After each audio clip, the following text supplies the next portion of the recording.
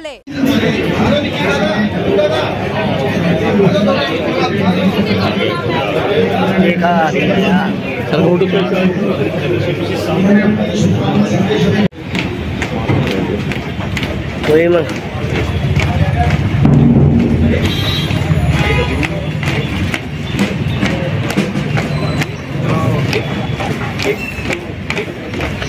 Sorry ma'am.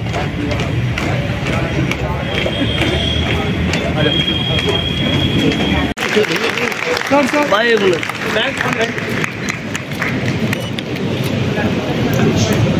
मैं अब आमंत्रित करूंगा श्री अच्छा हाँ संजय भाई अब मैं अनुरोध करूंगा आदरणीय विजय जैन जी से कि कृपया एक पुष्प। श्री अनिल गुप्ता जी से अनुरोध करूंगा। सर आप पहले हमारे हैं, बाद में किसी प्रोटोकॉल में आएंगे। बहुत बहुत धन्यवाद। और मैं अपनी 2 लेडी मेंबर CS सती गुप्ता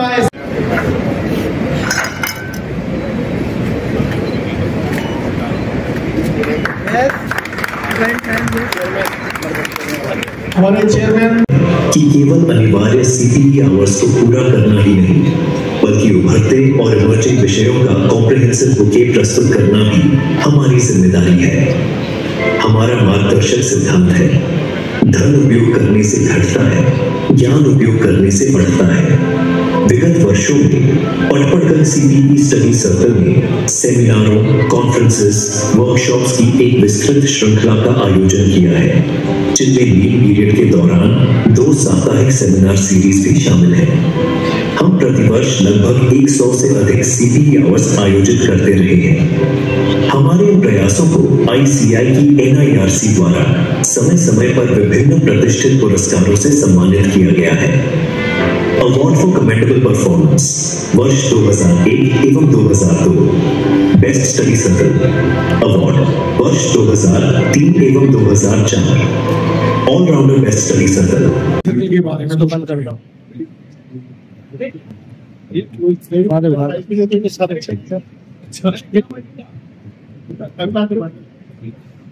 धन्यवाद अजय जी। आदरणीय honourable chief minister of the Delhi madam Rekha Gupta ji, and of the dais, सबसे पहले मैं आप सबका दिल से शुक्रिया अदा करता हूँ। हमारी सिविल ड्यूटी में आप लोगों ने आकर इसमें 4 चांद लगा दिए। ये पटपन स्टडी सर्कल, मैं आपको एक डिस्क्लेमर देना चाहूंगा, ये पटपन CPE स्टडी सर्कल एक पॉलिटिकल मोटिव से आगे पर आने लगे। दूसरी चीज, we are partners in nation building. APJ Abdul Kalam साहब ने कहा that Indian chartered accountants are partner in nation building. 2 साल हम इंतजार करें, लोग कहा करेंगे Indian chartered accountants are partner in global building. हमारी वर्किंग, हमारा इन्वॉल्वमेंट और इंटेलिजेंस पूरी तरह से देश के प्रति समर्पित है। मैडम, मैं आपको, आप हमारे फंक्शन में मैडम पहले भी तशरीफ लाई थी ओबराय होटल के अंदर, वहां भी हमने कहा था कि कोई भी जरूरत हो madam, I say on the behalf of my 5 lakh members, the moment you need us, we are only a phone call away. आप सिर्फ एक बार हमें इंतजार करें, you will see that all of us are there. And third and final thing, as an institute, we live like a family. मैंने madam 12 फरवरी को जब अपना पदभार संभाला तो कमेटी बनाई, committee for promoting work life balance. अब ध्यान से देखिए, सब लोग अपनी फैमिली के साथ यहाँ आए। I compliment the Patparganj CPE Study Circle for carrying this thought process ahead. हम चार्टर्ड अकाउंटेंट अपनी फैमिलीज के साथ कंट्रीब्यूट करना चाहते हैं। मैडम, अगर आप चार्टर्ड अकाउंटेंट देखिए तो 16 लाख तो हम मेंबर और स्टूडेंट हैं, और 4 लाख भी अगर आप जोड़े। CJS नंदा जी जो प्रेसिडेंट है ICAI के, और देखो मैं नंदा जी का जब भी वक्तव्य सुनती हूँ तो मजा ही आ जाती है। उनके जैसा अच्छा वक्तव्य शेरों शायरी से लबालब इतना सुंदर बोलते हैं कि बंदे को सोने नहीं देते, उठा के रखते। हम सबके बहुत ही आदरणीय चेयरमैन NIRC जगजीत सिंह जी, वेद बहन जी, फॉर्मर प्रेसिडेंट ICAI, हमारे बहुत ही प्रिय बड़े भाई अनिल गुप्ता जी, आदित्य अशोक अग्रवाल जी, सुधीर अग्रवाल जी जो फॉर्मर चेयरमैन भी हैं NI और CPE से भी जुड़े हुए फाउंडर हैं, फाउंडर कन्वीनर, और अजय गुप्ता जी जो आज इस मंच का संचालन कर रहे हैं। पूरा सर्कल है जो यूं ही चलना रहना चाहिए। गड़बड़ तब होती है जब इसमें गड़बड़ होने लग जाती है। और अब मोदी जी ने मेरे जिम्मे काम भी ऐसा लगा दिया, एक तो मुख्यमंत्री बना दिया, ऊपर से फाइनेंस मिनिस्ट्री भी दे दी। जब मेरे पिताजी SBI में मैनेजर थे, तो पर मैं शादियों के ससुराल गई और वो गड्डी देते थे गिनने के लिए कोई, तो एक नोट या तो कम हो जाता था, एक ज्यादा हो जाता था, गड्डी पूरी कभी निकलती नहीं थी। तो मेरी पति ने ताना मारा, कह रहे तुम क्या बैंक वालों की बेटी हो, तुमको गिनना नहीं आता गड्डी। मैं कहा मैं तोल के बता देती हूँ, गिनना नहीं आता, गिनेगा कौन इसको, हम तो तोल के बता देते। तो इसलिए अब मोदी जी ने एक महिला को जब फाइनेंस मिनिस्टर बनाया है, तो उसे पता है कि सिस्टम कहाँ से ठीक चलने वाले। आज आपने कहा, नंदा जी ने कहा कोई काम हमारे जिम्मे लगाइए मैडम। मैंने अनिल जी से पूछा, मैं दिल्ली में कितने CA हैं? उन्होंने कहा 30,000।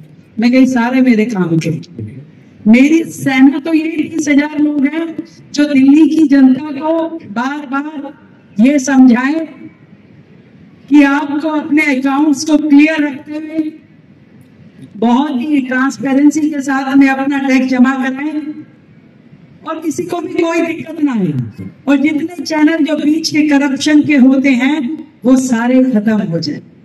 और सच मानिए इस 5 महीने में जब से मैं दिल्ली राज्य की मुख्यमंत्री बनी हूँ, हमारे विभाग ने एक भी रेड नहीं की, एक भी। और मैंने अपने ऑफिसर्स को ये साफ तौर पे बता दिया कि मैं नहीं चाहती कि दिल्ली का एक भी नागरिक इस डर या भय में रहे कि मेरे यहाँ कोई इंस्पेक्टर है।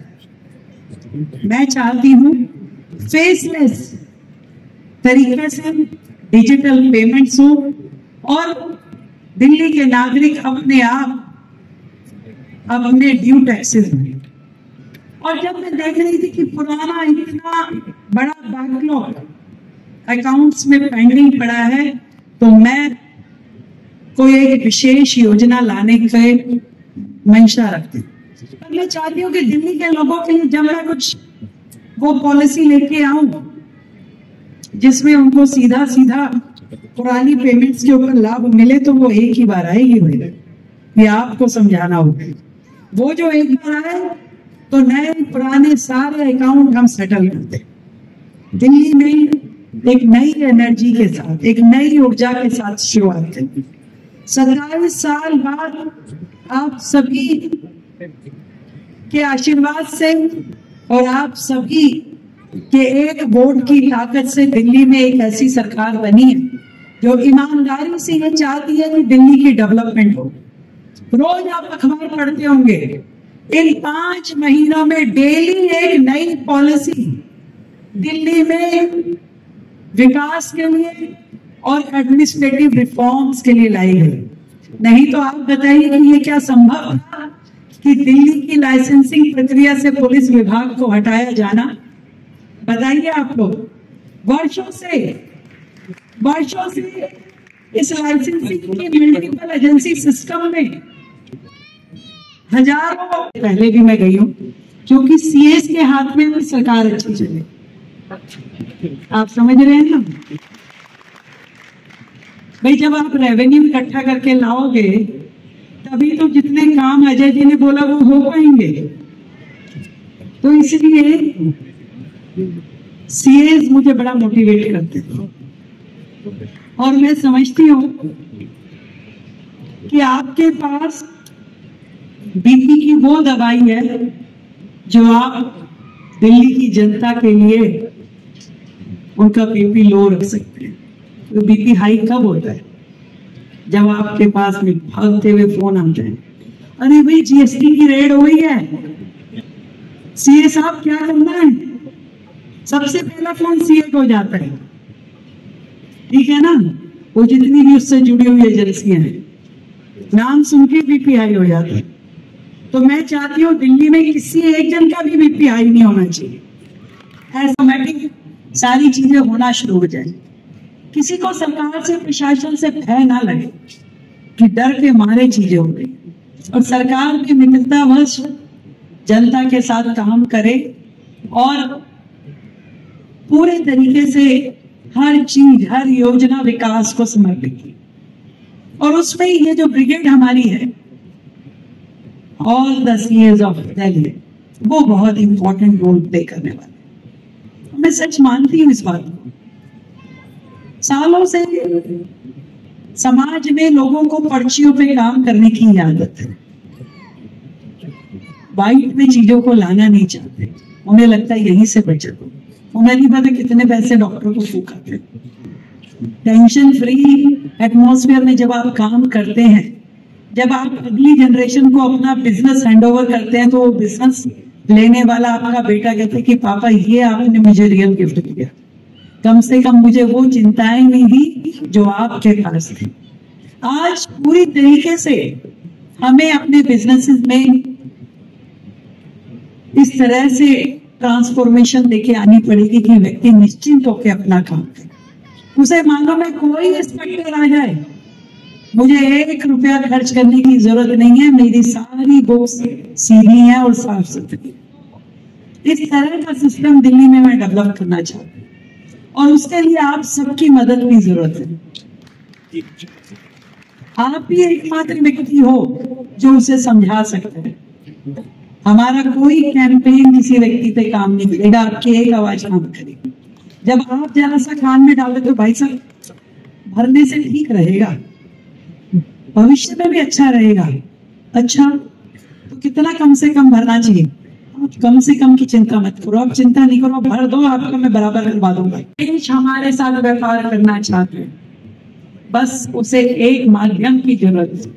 आज जो मोदी जी बार बार कहते हैं vocal for local, 1 district 1 product, स्वदेशी की बात करते हैं, स्व डेस्टिनेशन की बात करते हैं, इन सारी चीजों में कहीं ना कहीं अर्थव्यवस्था जुड़ी है।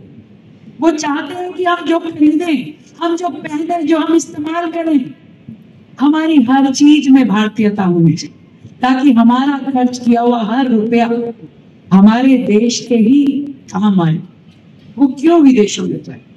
आज हमारी कॉटन कोई बाहर की कॉटन से कम है क्या? फिर हम क्यों विदेशी ब्रांड्स की शर्ट पहन के कहते हैं कि देखिए हमने पहनी है, ये टाई हमने पहनी है, घड़ी हमने पहनी है। भारत में किस चीज की कमी?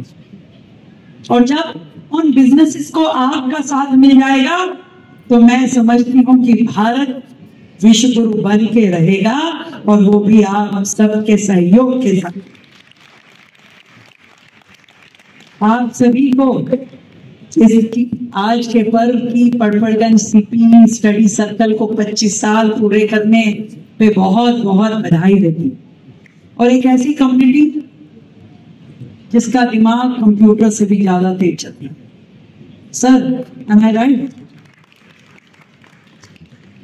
और जब आपका साथ मिल जाएगा, वो कहते हैं ना, तो मैं फिर कहते हैं आपने 2 शेर सुना, एक तो मैं भी सुनूं कि साथ चलने का इरादा जब जमा हो जाएगा, आदमी में आदमी संकार वहां हो जाएगा। तू किसी के पांव के नीचे तो रख थोड़ी जमीन, तू भी नजरों में सभी के आसमां हो जाए। तो इतना विश्वास, इतना मोटिवेशन आप अपने क्लाइंट को दीजिए कि वो आपके ऊपर अपने भगवान के जैसे विश्वास करने चाहिए। Thank you so much.